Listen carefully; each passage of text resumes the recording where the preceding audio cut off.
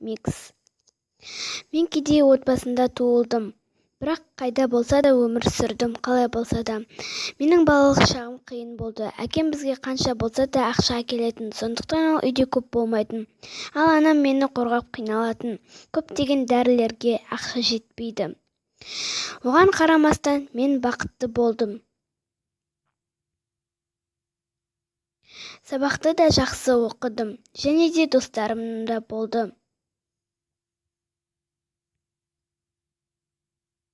Мен 13 жаста болғанда әкем демалыс алып, жақсы жұмыс тапқан сияқты болды.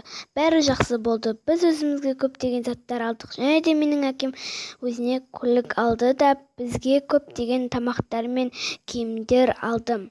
Біз қатты бақытты болдық, бірақ бұл ұзақ болмады, себебі әкемнің бастығы жаман адам болып шықты.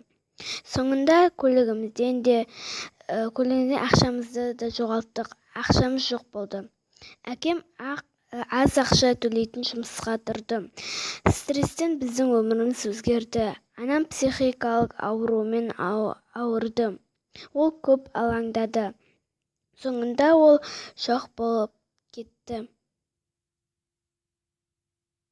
Мен отбасымсыз қалдық деп ойладым. Өзімді жек көріп керек емес деп ойладым.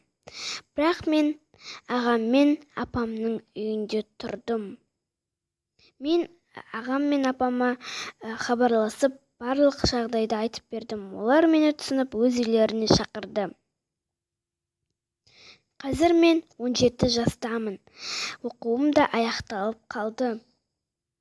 Бай жерге келу бір түрлі болды. Қазір ата-анам қиналып жатырғанын мен білемін. Мен жақсы табыс тапсам, ата-анамды осы ақшамен көлік пен ақшаға жеткіземін деп